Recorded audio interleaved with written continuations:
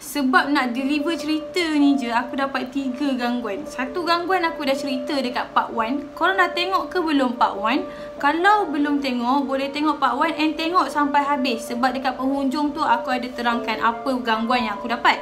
Lepas tu yang lagi 2 tu aku akan cerita dalam part 2.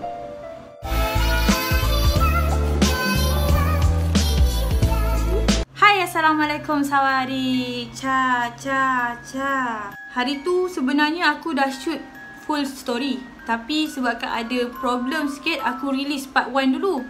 Lepas tu bila aku nak buat part 2, aku punya rodo pula dah. Aku punya video rosak. Jadi aku kena shoot kali kedua. Jadi ini adalah shoot aku yang kali kedua. Yang mana yang tak kuat nak dengar cerita ni, jangan stop. Korang boleh ajak kawan sebelah tengok sama-sama dengan korang. And ingat guys, jump scare di mana-mana. Tak jump scare lah kalau tak Kate Nance. Pak An ni dia budak teknikal tau. Jadi dia yang akan pergi check bangunan tu macam mana. Naik tangga sana, naik situ, naik sini, masuk bilik tu, masuk bilik ni, naik sampai atas. Tapi guys, Pak An ni dia ada bagi tahu, dia ada rasa pelik sebab rumah tu ada satu tangga yang tidak ke mana. Tangga tapi jumpa dinding. So kita sambung balik Pak An, di mana Pak An kata ada tangga yang pelik bila naik ada dinding sahaja. Maksudnya tangga tu tangga tak ke mana lah kita kata kan. And Pak An ada cakap juga ada satu dinding ada lukisan budak dan dia tulis dekat situ, be careful. And guys, bila dia cerita dekat kawan dia, si Aim pun menyampuk. Dia cakap, weh, masa aku shoot video dekat luar rumah, ada satu budak ni datang dekat aku. And budak ni tanya, hey bro, what are you doing here? And Aim pun terangkanlah apa benda semua bagai pekerja dia. And budak tu reply, Be careful. And budak tu lari. And Aim kata dia pun tak perasan yang macam budak tu lari tiba-tiba hilang macam tu. Okay, kita tak tahu itu budak betul ataupun budak yang untuk menyampaikan sesuatu dekat diorang. Tapi guys, malam tu diorang cakap Aim ni mengigau and meracau macam pelik sangat. Macam tak keruan lah diorang kata. And esoknya bila Aim bangun, diorang minta Aim cerita, kenapa engkau semalam kan? And Aim pun cakap dia ada dapat satu mimpi di mana dia tengah melutut di hadapan satu kerusi. And Aim kata situation tu macam dia tengah menghadap sang raja.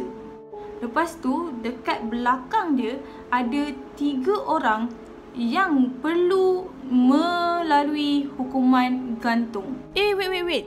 Hukuman pancung, bukan gantung. Tapi guys, 3 orang belakang dia tu dia kenal. 3 orang tu adalah budak-budak dalam grup dia tu juga. Si J, si Ajib dan si Aizat. J tu perempuan. So 1 perempuan, 2 lelaki.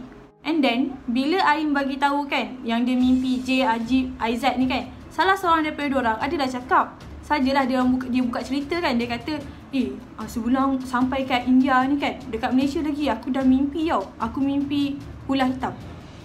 And bila 2 orang member tu lagi dengar, diorang 2 member pun buka cerita macam, aku pun mimpi benda sama. Aku pun mimpi benda sama. Maksudnya 3 orang yang dalam mimpi Aim yang nak kena hukum gantung kononnya tu bermimpi ular hitam sebelum sampai ke dalam India pula. Sebelum sampai ke India guys.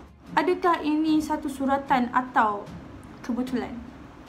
Sesuatu yang tak disangka seringkali mendatangi kita. Tak kisahlah apa pun guys, yang penting Aiman dengan J sekarang couple. Adakah Ajib dengan Aizat pun couple? Tak boleh guys, tak boleh.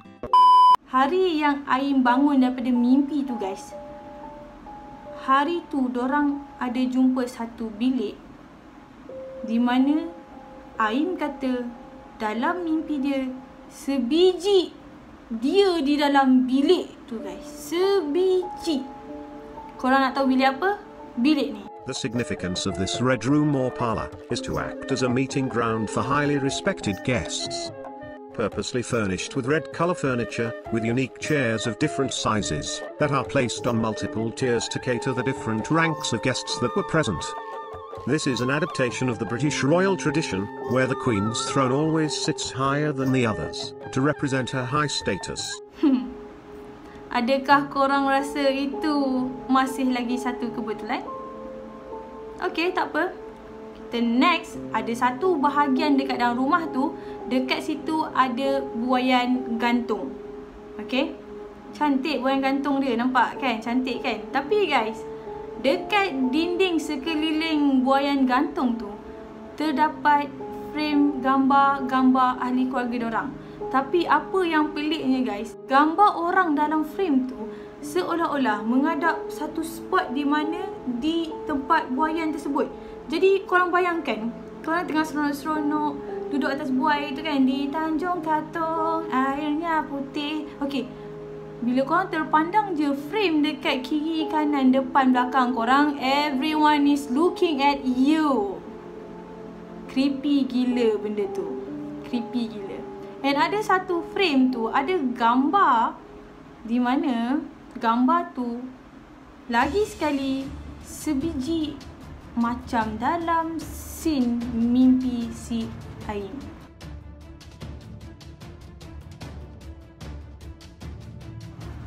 Guys, part ni aku dah tak nak tanya dah kebetulan suratan ke apa.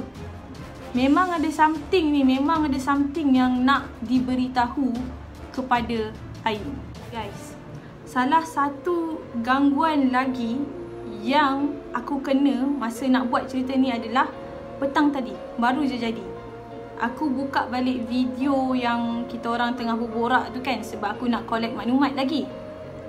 And then, aku masa tu macam mengantuk gila. Aku tak pernah tidur petang tau, tapi aku rasa macam ngantuk ni, tak boleh go ni. Tahu-tahu aku memang tertidur. Tiba-tiba aku dengar orang bagi salam kat rumah aku. Assalamualaikum, Assalamualaikum, suara perempuan. Jadi aku bangun-bangun, adalah orang nak hantar kucing kat rumah aku apa bagai. Lepas tu aku dah settle benda tu, and aku teringat, aku mimpi tadi. Yang aku mimpi guys adalah aku sendiri berada dekat dalam bilik tu.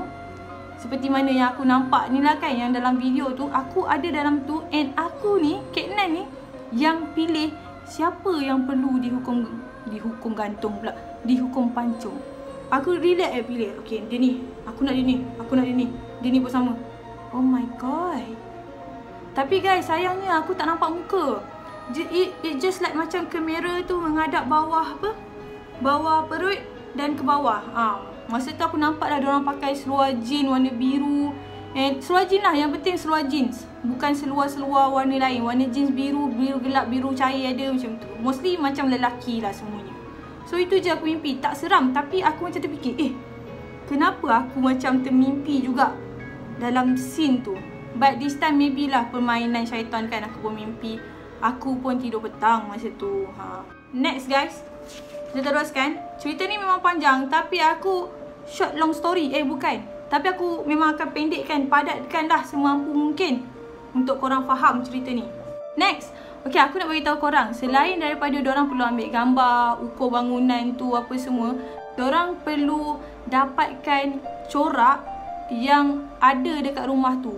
Maksudnya bukan sekadar bergambar, dia orang perlu bawa pattern corak tu. Jadi method yang diorang buat adalah sama ada diorang ambil kertas, lepas tu diorang gores-gores supaya dapat corak tu, ataupun diorang gunakan plastisin, lepas tu diorang tekap and dapat acuan bentuk atau corak tu kan, atau pattern tu.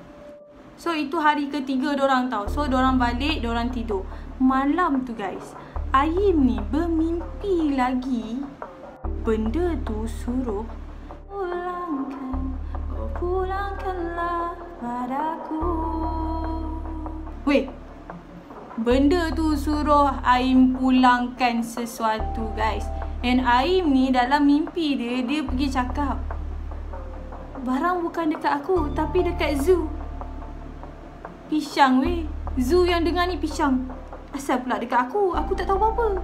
Kan? And Aim pun memang tak tahu apa-apa lah dalam mimpi tu je dia cakap. Bila dekat luar, semua orang tak tahu apa-apa. Apa benda ni? Apa benda yang nak kena pulangkan kan? Zoo ni dia adalah tim katalog tau. Tim katalog ni adalah tim yang buat tu lah, yang buat acuan apa semua tu adalah tugas dia lah. Jadi bila dah sampai 2 kali mimpi, diorang rasa macam memang dah something wrong somewhere ni. Rasanya memang dah nak kena bagi tahu semua orang supaya semua orang boleh buat kerja cepat-cepat and berhati-hati ke apa kan. So hari tu diorang buat kerja elok semua. Balik malam tu Perem nama manja dia Lukman. Okay, Lukman atau Rem adalah orang yang sama ya guys. Lukman ni dia kumpul semua ahli grup dia and dia ceritakan apa sebenarnya dah jadi. But masa dia tengah ceritakan benda tu dekat diorang semua, ramai-ramai 39 student tu, pop! Blackout lagi guys. Blackout lagi. Everyone like macam tercelah baby tanah lah, tercelah. Tak, everyone like macam betul-betul takut masa tu. But keadaan still terkawas guys. Lampu buka balik. Diorang pergi bincang, duduk dalam grup masing-masing, grup katalog, grup media, grup itu, grup ini. Bincang macam mana nak percepatkan kerja diorang dekat rumah tu. Tapi guys, bila dah jadi macam tu, diorang pun start jugalah bercerita. Sebenarnya guys, orang lain pun ada rasa gangguan tu. Ada yang rasa macam diperhatikan tengah buat kerja. And ada juga yang rasa macam ada orang kat belakang tapi bila pusing, tiada siapa-siapa guys. Dan tengah perbincangan apa semua tu, tiba-tiba ada seorang kawan perempuan dia datang, namanya Fatin. Datang dekat Lukman. Dengan sebersalahnya dia cakap macam ni. Rem, tak tahu nak cakap macam mana Rem. Sebenarnya aku ada bawa balik tiles daripada rumah tu. Guys, dekat situlah jawapan dia.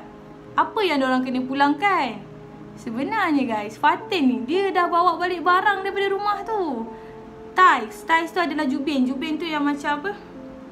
Jubin kan? Diorang tahu kan jubin kan? Dia bawa balik benda tu. Dia ambil yang lebihan yang dah tak terpakai lah kan. Ada dekat store. Diorang kata banyak benda tu. Jadi dia bawa lah satu. Untuk diorang punya projek ni. Tapi nak buat macam mana guys? Benda tu minta dipulangkan. Jadi Rem pun faham kejadian tu. Nasib baiklah benda tu pun pergi sampaikan dalam mimpi Aim kan. And Rem pun suruh Jah settlekan. Settlekan maksudnya cepat-cepat tekap benda tu, ambil pattern dia apa semua, pakai plastisin. Diorang buat kerja tu dekat belakang motel, dekat lorong. Jadi Rem pun teman Jah buat kerja tu kan. Diorang tekap, prap! Patah weh tiles tu. Patah. And Rem yang tengah tengok kejadian tu, tengah patah, tiba-tiba pum, blackout balik guys.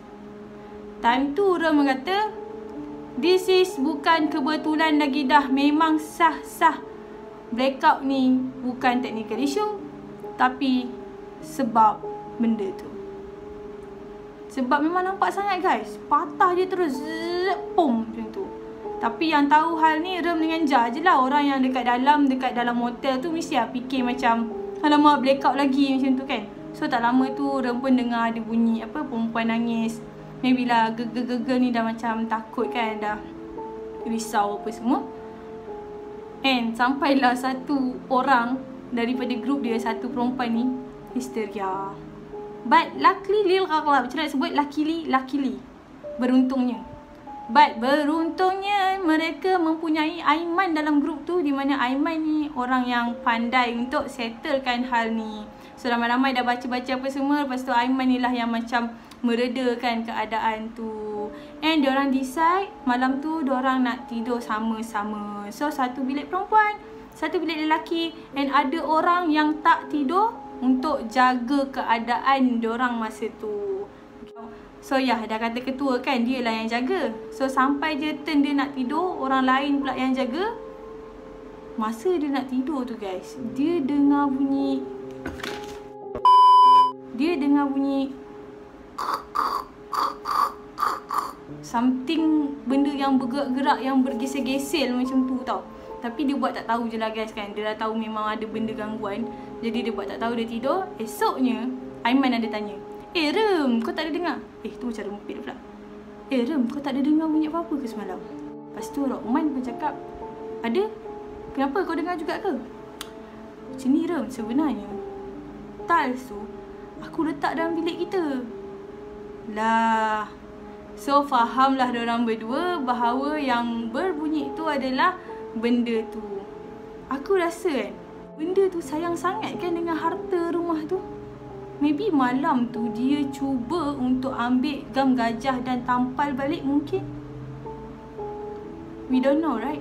Bila dah jadi macam tu guys, diorang ni dah tak nak buat kerja tau kat rumah tu. Diorang kata apa yang kita ada itulah kita guna, apa yang kita ada itulah kita ambil dan buat video.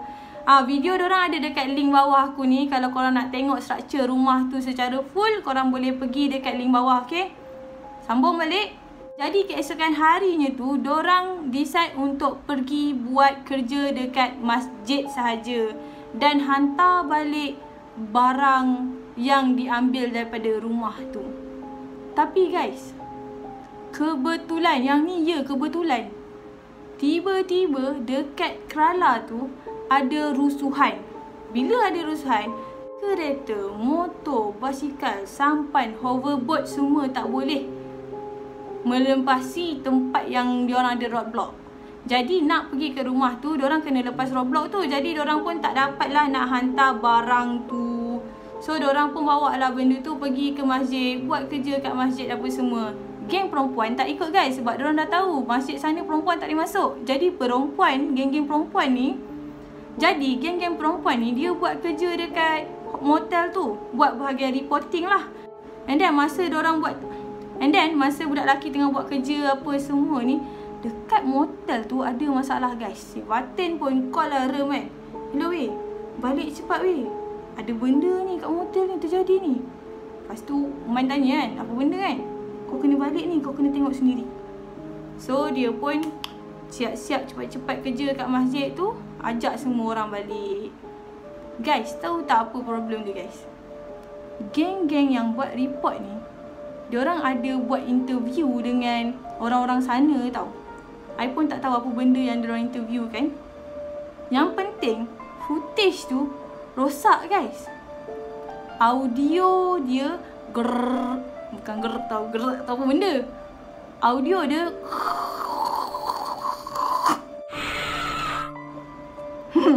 terkejut ke? Sorry. Okay, audio dia rosak macam tu guys, tak dengar. Seolah-olah benda tu macam tak nak ada information langsung sampai dekat kita. Tapi kalau fikir balik, kira aku macam berani gak bawa cerita kat korang. Bismillahirrahmanirrahim. La yadurru ma'ismi syai'un fil ardi wala fis sama'i wa sami'un alim. Berani tak berani lah guys. Memang macam tu lah. Kau dengar dulu sampai habis. Lepas tu guys, itu satu, footage diorang dah rosak. Yang kedua, diorang kan ada ambil gambar. So diorang kena print out apa benda yang diorang dapat. And diorang ada snap gambar family dekat sana. Guys, masa gambar salah seorang family dia nak di print out, kira gambar tu dia seorang lah dalam gambar tu kan, gambar manusia tu dia seorang. Masa nak print out tu, bila sampai je bahagian kepala, bawah ni terus merah. Korang faham tak? Kalau tak faham, aku lukis macam ni. Nampak? Sampai je kepala, bawah is merah. Senang cerita, diorang kata macam seolah-olah kepala tu seram pula aku cakap malam-malam macam ni kan.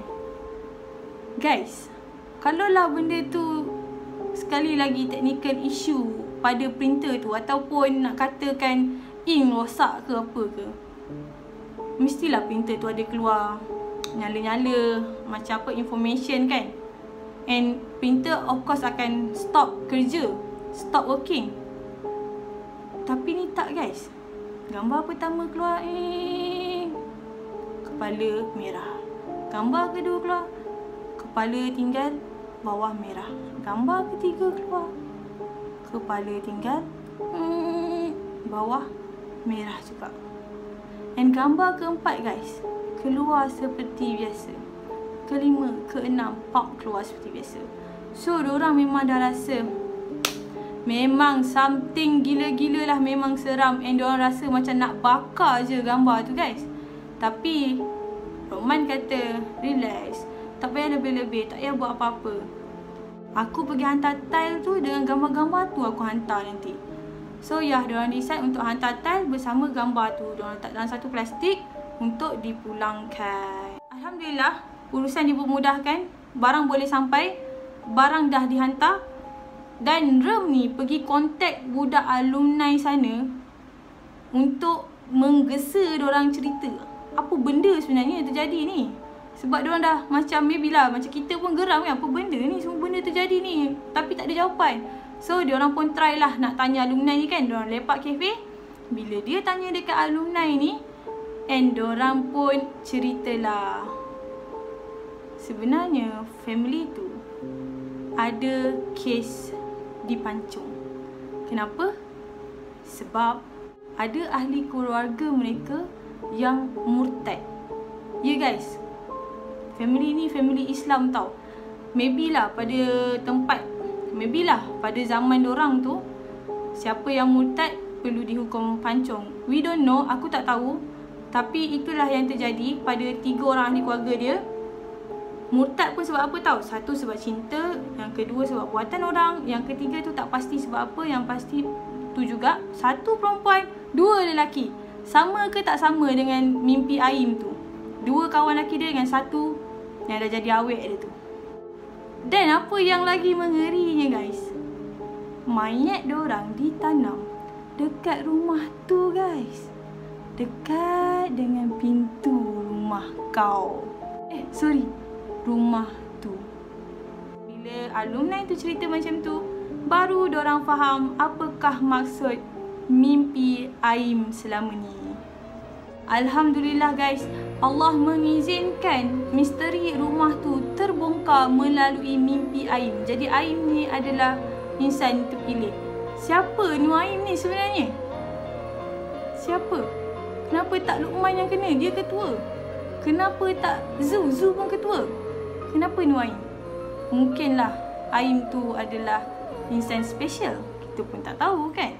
And Alhamdulillah juga, kalaulah cerita ni berjaya disampaikan kepada korang, maksudnya Allah mengizinkan aku cerita pasal family tu dekat korang. And korang pun kena bersyukur sebab korang tahu, korang dapat dengar cerita ni.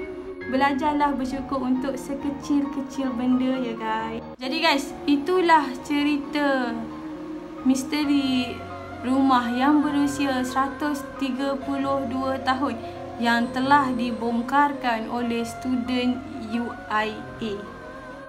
Rezeki sangat aku kenal dengan Luqman ni and dia ceritakan benda ni dekat aku. Ya guys, untuk pengetahuan korang juga, Luqman sekarang dia ada buat satu bisnes di mana bagi aku benda ni sangat rare. Dia jual Al-Quran yang boleh custom nama korang.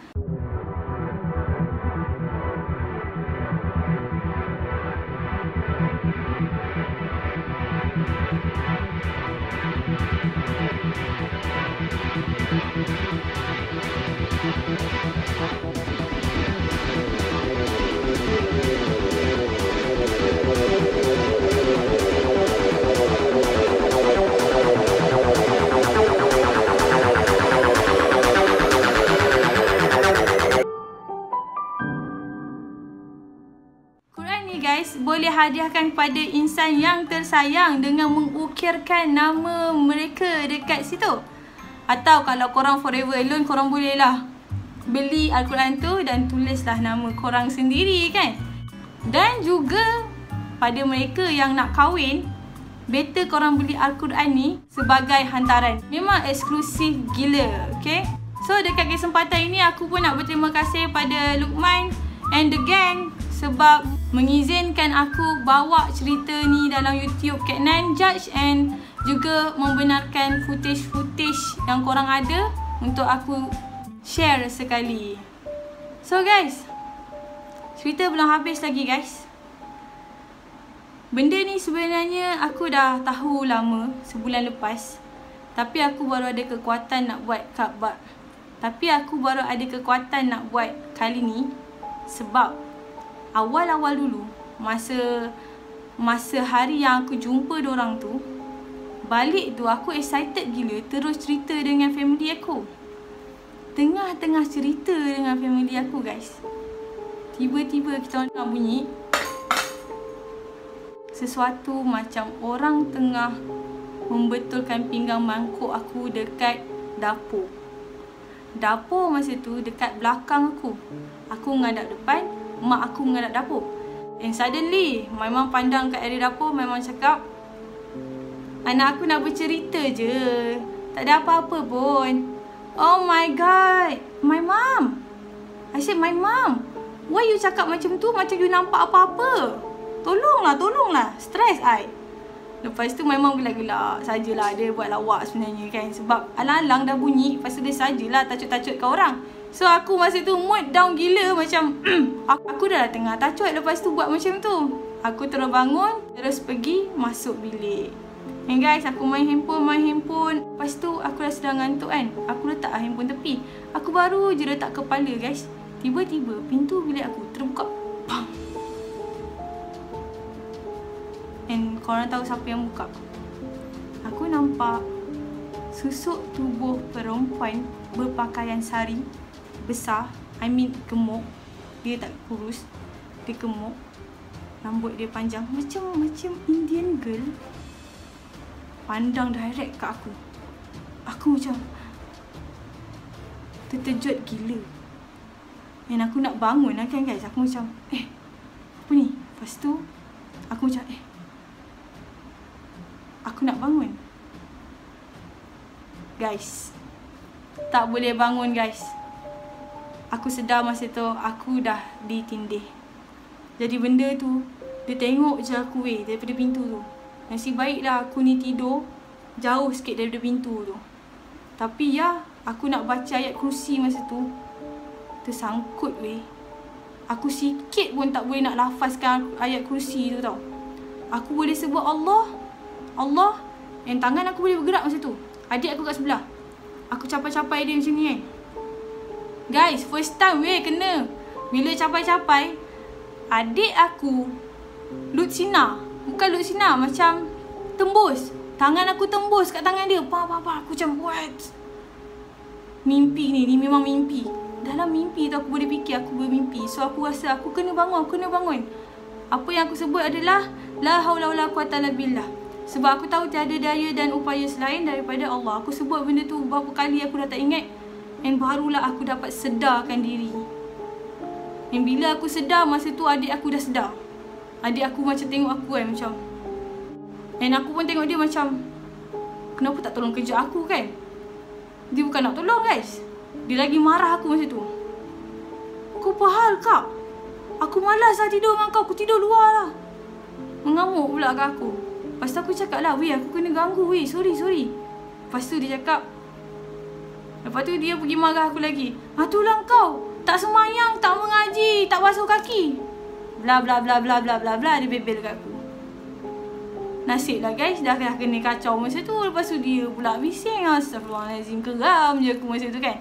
Tapi ya, aku pun bangun, minum air apa semua. Lepas tu tidur macam biasa, alhamdulillah. Kali kedua aku tidur tu, alhamdulillah biasa. So guys, kalau korang suka dengan cerita aku, dengan video aku, korang boleh subscribe aku, korang boleh ajak kawan korang sekali tengok aku, and korang boleh share juga video-video aku. Follow aku punya Instagram and TikTok. Thank you so much. Bye bye. ขอบคุณค่ะ